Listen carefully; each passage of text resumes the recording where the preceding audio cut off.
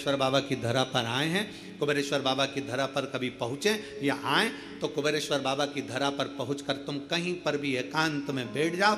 जितनी देर बैठे रहोगे आपको ऐसा महसूस होगा कि मेरा शंकर तुम्हारे आसपास में से घूम कर निकल कर गया है। शिव तत्व की प्राप्ति कहीं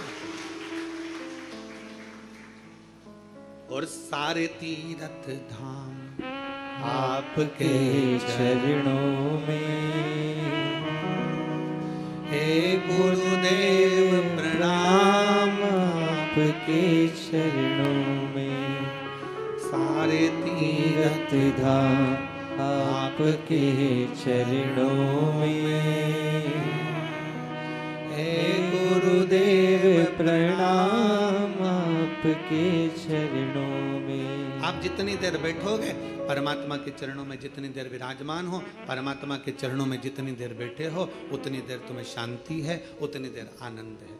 तो शिव तत्व कह रहा है कि संसार में शांति नहीं है, संपत्ति में शांति नहीं है। शिव तत्व कह रहा है संबंधों में शांति नहीं है। जितने संबंध बनाते चले जाओगे, नहीं साहब हमने इनको हमारा भाई बना लिया, घर का भाई नहीं बनी लिया, भाई बना के बैठे। नहीं साहब इसको हमने हमारी बेटी बना लिया, घर की बहन बेटी को साड़ी नहीं दिला रही और दूसरी बेटी बनाते फिर। नहीं साहब इनको हमने हमारा काका जी बना लिया, घर का काका जमीन और जायदाद के लफड़े में पड़ा, आज तक नहीं सुलझ रहा और एक और काका बना के तैयार कर लिया।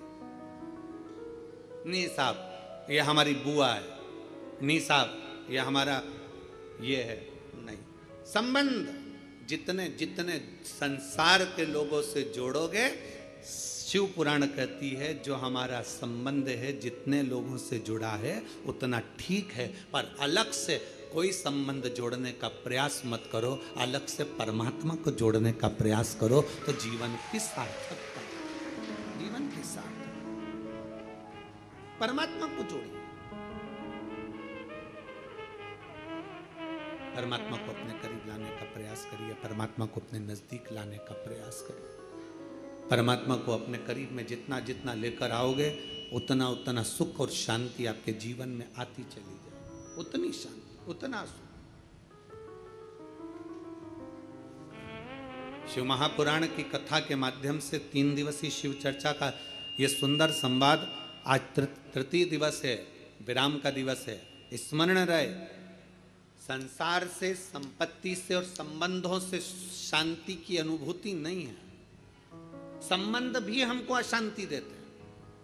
किसी ने कुछ कह दिया मन अशांत हो गया, किसी ने कुछ बोल दिया मन अशांत हो गया, कहीं किसी ने कुछ कहा अपन घर से निकल कर चले गए मन अशांत हो गया। अच्छा जरा सा विवाद हुआ लोग घर छोड़कर चले जाते हैं। हमको यह समझ में नहीं आता कि घर में तुम रहकर भी शांति का अनुभव नहीं कर पाए तो क्या छिपरा जी के तट पर जाकर, गंगा जी के तट पर जाकर, नर्मदा जी के तट पर जाकर, किसी तीर्थ में जाकर, सबको छोड़कर अकेले घर से निकलकर, घर के बाहर जाकर क्या तुम्हें शांति मिल जाएगी?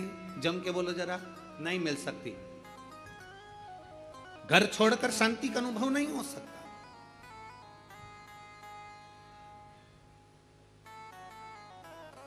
संसार ने अशांति दी, संपत्ति ने अशांति दी, संबंधों ने अशांति दी, फिर अगली अशांति दी स्वास्थ्य ने।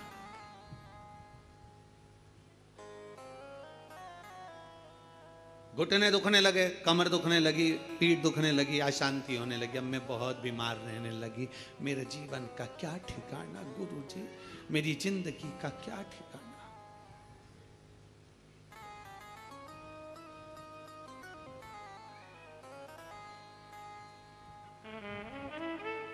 कभी अगर मौका लगे ना, एक बार भविष्य पुराण का अध्ययन करिएगा। गीता प्रेस गोरखपुर की भविष्य पुराण लीजिए और उसका अध्ययन करिए। भविष्य पुराण का जब अध्ययन करेंगे तो उस अध्ययन में आपको निकलेगा कि परमात्मा ने जब हमको जन्म दिया तो जन्म के समय पर हमारी खोपड़िया में एक मैग्नेट लगा दी, एक चुंबक लगाई।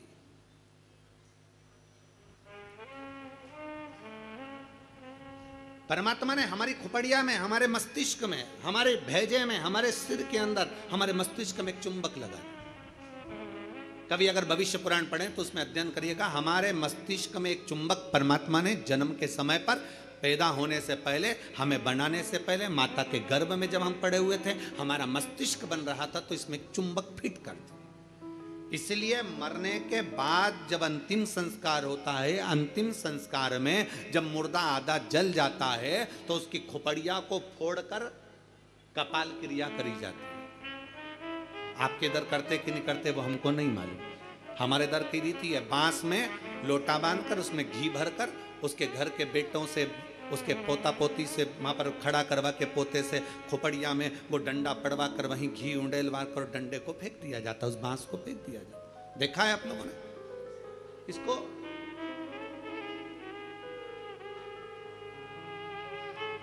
भगवान जब हमें जन्म दिया, परमात्मा ने जब हमको पैदा करा, उस समय पर माथे में, मस्तिष्क में, भेजे में एक चुंबक लगा।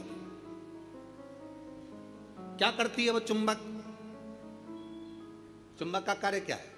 चुंबक का कार्य है, अगर आपने पैसा पैसा पैसा पैसा सोचा विचारा, दिन रात पैसे पैसे में लिप्त रहे, तो व्यक्ति वो मस्तिष्क में जो चुंबक लगी है वो पैसे को अपनी ओर खींचती है। मतलब मनुष्य पैसे को आसक्ति के रूप में अपनाना प्रारंभ कर दे।